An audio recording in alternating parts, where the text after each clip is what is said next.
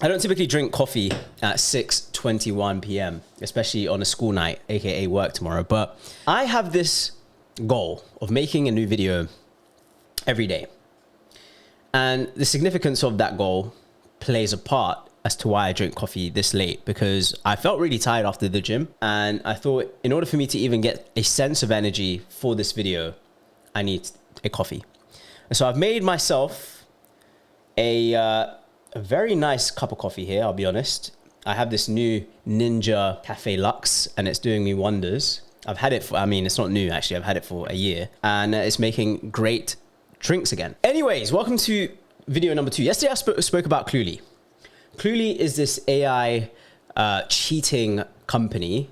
I won't get into the details of it, but it was recently just raised a fund of 15 million. I'll go into the details of why that is such a bad idea. But today we talk about ChatGPT 5. I made a video, right, on the day of release. As soon as it was available across most people's computers, I actually shot a video. And it was probably by far one of the worst videos I've ever shot. And I've shot plenty of videos. Not for my own personal sake, but I've shot plenty of videos. And the reason why is because with the objective of testing the app, it failed across multiple forms, right? And in my head, I thought maybe it's just because everyone's using it. So I decided that I'll scrap it because it was on the day of release. But since then, the model has just gotten worse. And this is the main topic of this video. ChatGPT has launched, of course, number 5, which is supposed to be, from what they say, the smartest, fastest, and all-in-one model, right? All-in-one model. But now, which is what we're going to dive into in this video, there's a lot of backlash from this launch. There's a lot of people saying it's very dumb, it's colder, and it's clearly a cost-saving exercise. So that's what we're going to be jumping into this video. And yeah, it's quite a lot. So I wanted to use it predominantly to do 2 things, right? My main test, I don't have a litmus test. I don't have a crazy test. I just use it for my own sake. And the test that I had was to build a simple web app. And for me, a simple web app is a book tracking app. And the second is to provide me with very clear code in Python that I can then use in Blender. For me, a level of excellence is when it's closer to the type of stuff that I will be doing. So Blender is a tool that I use. It's predominantly Python. If you're able to create things using these models, it should be able to produce some good quality work. And it failed on both parts. It failed embarrassingly on both parts.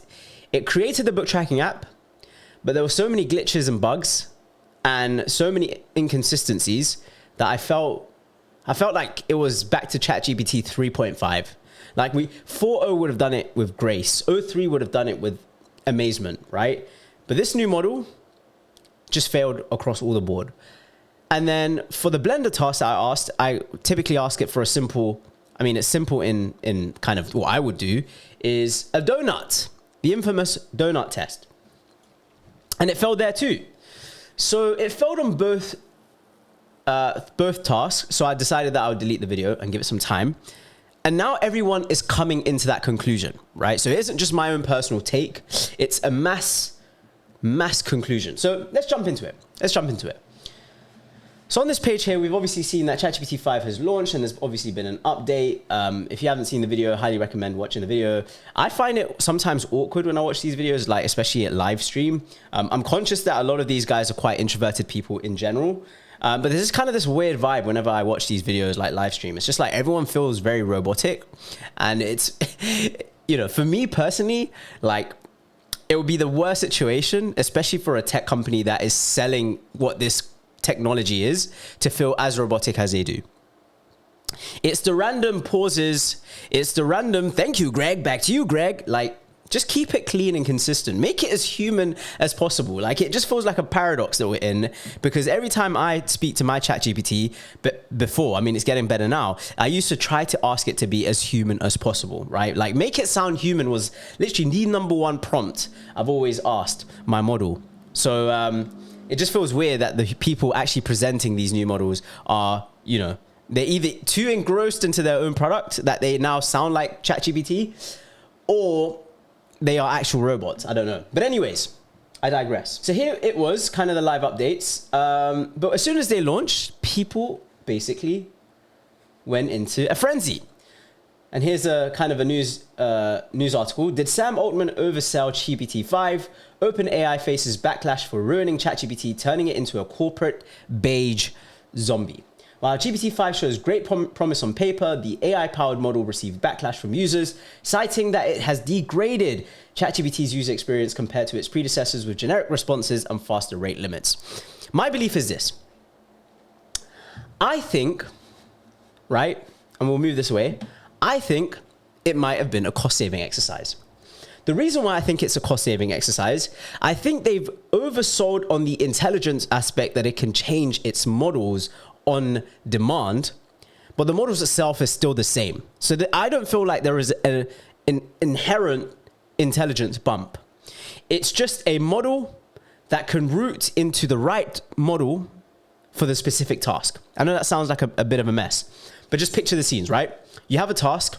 Let's say it's to design a financial report for Walmart, and then it'll go into kind of a tangent. But then this is basically, you'd normally have to pick GPT-03, right? You pick GPT-03 because that was the perfect model to develop that report. So it was that was the manual part of what the users used to do. Now, you just say, develop me a report, and it will select the right model for you. So where is the intelligence bump there? Across all the benchmarks, right? And we can kind of see this now. Across all the benchmarks, so let me just bring this up. Could you bring up the benchmark for ChatGPT 5 compared to all the other models? I just need the image of this. So let's bring this up. Because why is it ChatGPT 5? Hopefully it understands what I'm saying. Okay, so it's actually, I said ChatGPT 5. Could you bring up the benchmark for ChatGPT 5 compared to all the models? I just need the image of this. Am I speaking English? So here we've got GPT-5, right? So here's a comparison against all the models. So this is actually a really nice website. I kind of like it. LLM leaderboard, right? So this is typically what people would use to compare models. And what they basically said was that ChatGPT 5, when it was launched, it had a lot of hype because they said it was the smartest model. And in fact, I'll go a step further. They basically said that it was the closest thing to AGI that we've got. But the issue that most people have and most users have is that whenever you actually use the tool, and this is the issue that I have with models in general, is that they are competing with themselves and they use this very arbitrary LLM leaderboard or kind of examination tests that makes them sound and look smarter. Like most people aren't doing PhD level things, right? They're checking for grammar. They're checking for certain things. They're not doing PhD level tasks. And that's what we're trying to get to, right? Because the issue that most people have is that for basic tasks, it's getting it wrong. And it's almost like, well, if you're promoting it as this, intelligent, all-seeing model that is just as intelligent, if not more intelligent than a human being, then why can't it change a text from one thing? Why can't it spell blueberry correctly? I think I saw that as well. But that's not the case. We're not arguing for benchmarks, right? We're not arguing whether GPT-5 is the best at benchmark. What we are saying is, how useful is it on our day-to-day? So this brings me back to this, right? While GPT-5 shows great promise on paper, the AI-powered model received backlash from users citing that it has degraded ChatGPT's user experience compared to its predecessors with generic responses and faster rate limits. So after much anticipation, OpenAI finally showed its hand and released GPT-5 to general availability for all users. I don't know if you guys have access to it. There was this kind of delay as well in terms of not being able to access it. But most people, as soon as they got access to it, they went straight in and, most people were complaining. So GPT-5, people were saying, essentially, I've got some Reddit threads to open up because obviously Reddit threads is where the community speaks the loudest. So GPT-5 instantly is not an upgrade, it's a forced downgrade. So everyone is saying that GPT-5 is chaotic, forgetful, and inconsistent. GPT-4o worked. This isn't about nostalgia, it's about quality. Forcing users into a downgrade, removing choice, and calling it progress is the problem. We paid for GPT-4, we trusted it, we want it back. And I agree. I agree with the statement wholeheartedly. I think the issue that I have with GPT-5 is either it overthinks, so you give it a simple task and it thinks it needs O3, or it's just the fact that it's made it more challenging because you don't have the option to choose which model you want and which model you need. With 4.0, most of my tasks were done using 4.0, right? Anything that I needed, I'll mainly use 4.0. For the more complicated tasks, let's say it's a Friday night, I've got some coding tasks to kick off over the weekend, I'll give it to 4.0, do some reasoning. Sorry, not 4.0, sorry, I'll give it to O3, do some reasoning, and let it run. That's typically my workflow. I don't need anything more advanced than that, right? I'm not a brain surgeon, I'm not a PhD person, I'm just a regular guy with some fun activities that I like to kick off in the weekends. The issue that I have with GPT-5 is that there is no model selection. So what they then decided to do is, as soon as he saw the outburst, this was released. ChatGPT is bringing back 4.0 as an option because people missed it. Now, I'm not here to talk about people's weird kind of relationship with GPT. I think that's a problem. I think that's a problem within itself. There's a lot of weird shit going on, right? And people who speak to their models as if it's their wife, as if it's their boyfriend, as if it's their, as if it's their companion, right? I've seen people actually say, I've lost a friend. Like, there's actually threads kicking off with people saying, I've lost my friend overnight. That's some weird shit. We'll get into that. We'll probably make a separate video just on that. But I'm not saying that. I'm talking about practicality, right? Usage. So OpenAI is bringing back GPT 4.0 in ChatGPT just one day after replacing it with ChatGPT 5. In a post on X, OpenAI Sam Altman confirmed that the company would let paid users switch to GPT 4.0 after GPT users mourned its replacement. We will let Plus users choose to continue to use 4.0. We will watch usage and we think about how long to offer legacy models for. This was the exact tweet that we can see. Shout out to Sam. Shout out to Sam. I think I think there's an understatement. I mean, there's an issue that I take to when people kind of do something and then they don't listen to the feedback. I appreciate the fact that he straight away went and saw the feedback, saw the reception that it was getting, and then, jumped straight into kind of fixing it. I respect that. But he's cocked up primarily because he oversold the model. He oversold the model, used words such as, this is the closest thing we're going to get to AGI. But he also understands that creating hype will only create even more backlash because most people expect a massive advance compared to their previous model. This is the reason why I like Claude or Anthropic. Anthropic is good because they understand that they don't do anything hype, right? For example, when they released 3.7 from 3.5, they didn't say it was the best model. They just said it was an incremental improvement. Hence why they went from 3.5 to 3.7, right? But here, when you are giving it a flagship model, right? You're saying this is the best model we've ever released. There has to be an intelligence bump, meaning a culmination of all the models put together, not a router, right? Not a bot that then just signals which models you would need for a specific task. And here's another thing, right? Here's another thing. Where is it? Here's another thread. GPT-5 is clearly a cost-saving exercise. They removed all their expensive, capable models and replaced them with an auto router that defaults to cost optimization. That sounds bad, so they wrap it up as ChatGPT 5 and proclaim it's incredible. So, and this is really popular, 2.3 thousand upvotes, meaning people are agreeing, and personally, I agree with this notion too. Essentially, it doesn't allow people to use their more expensive models because they don't have the capability to choose those models themselves. And so what did they do? There's this hype machine. I work in marketing myself. I understand the significance of creating a hype machine. They get their best tasks, which for them seems to be front-end development. They round up a lot of influencers in the space, give them early access, say, use it as well as you can, and speak good on it. We'll give you this relationship, as in, if you say anything bad, you would not get any new models because I've not seen one person critique it. There may have been a few, but not many. And you have to say good things about this new model, right?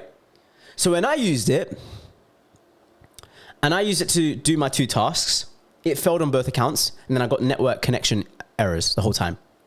Not even joking. Network connection errors the whole time. So for me personally, it wasn't something that I was seeing any value of. And what makes it worse was that I couldn't even switch models. I was stuck with the GPT-5. And when I did the thinking, the issue with thinking was that it was working. Thinking was working for me, but it wasn't generating good responses. In fact, it just thought a lot longer, and then it gave me the same response I could have got 2 seconds using 4.0, right? Like, it's just felt like we went in a hurdle. Like, it gave me some sign of hope because it was thinking more than it needed to. And then I thought I'd get the best response, when in actual fact, I'll probably get the same response from GPT 4.0. So there's a lot of noise, and people are not happy. I'm sorry, but I'm being reasonable. 5.0 is a disappointment. OpenAI has acted poorly. I'm not here to join the meltdown, but let's be real. OpenAI handled this rollout poorly. They did a forced migration with 4.0, 4.503, etc. all gone overnight. No legacy option, and Plus users didn't get a choice. I get the cost-cutting logic, but cheaper to serve, better for every use case. 5.0 is cleaner and good for some tasks, but it's clearly slower on intuitive reasoning and has a flattened, neutral tone. For those who use GPT as more than a code generator, such as a creative, conversational, human feeling work, that loss is real. Trust takes a hit when you remove what many people were paying for and replace it with recourse. Both the technical improvement and the downgrade can be true. I agree with what everyone is saying. I agree because it's true, and I've used it myself. I have hours logged into GPT. I don't think there's any user like me, in all honesty. I don't say that to be a kind of a showing off type of person, but I use it religiously across multiple fronts. I use it to train for my training. I use it for macros. I use it for videos. I use it for work. I use it every day. In fact, I wake up and it's the first thing I use, right? I journal. And I send my journals directly to ChatGPT because it has a really good memory.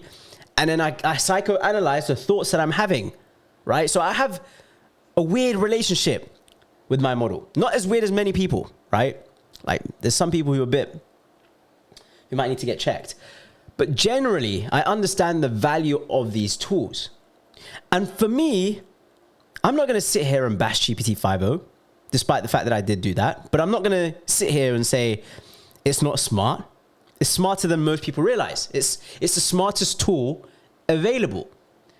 But I will say the lack of care during this rollout and the hype machine that it's just a culmination of what we see right now, which is now they're probably having to take a step back and roll out previous models, which is what we see here.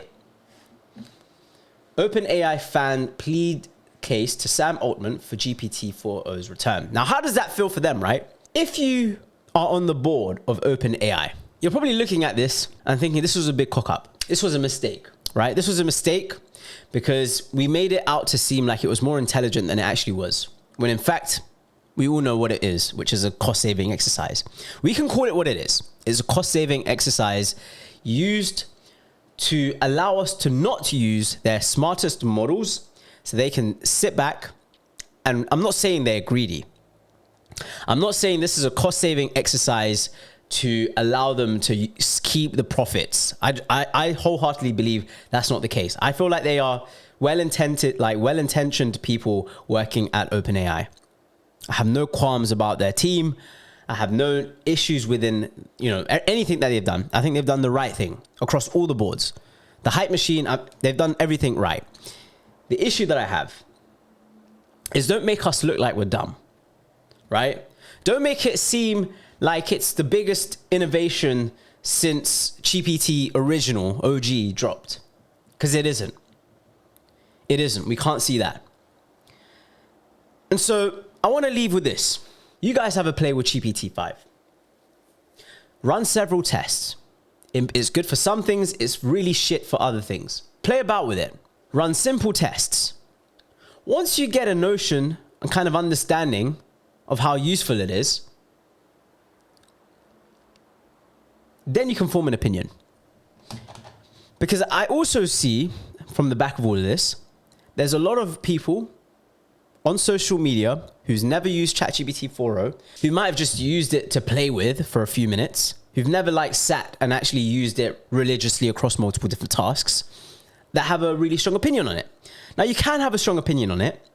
I'm not saying you're not allowed to have an opinion on it, but it has to be substantive in a sense where you have to be a practitioner of the tool. You have to use it more than most people use it. So in this way, you can kind of form a general / strong opinion on the tool, which is the reason why I make this video, because I use it religiously. But yeah, ChatGPT 5. For me personally, it's the worst model released. I've not seen any potential yet. I'm hoping, he did say there was also a route switching error that made it seem dumber. This was on the day of release. But given the fact that it's Sunday now and the release was Friday, 2 days ago, I'm not seeing any changes. So yeah, that's my opinion on it. It's just my opinion. I mean, it's mine and many other people's opinion. You can clearly see, you know, people are genuinely not happy with it. So yeah, that's the video, guys. Hope you guys enjoyed it, and I'll see you all soon. Peace.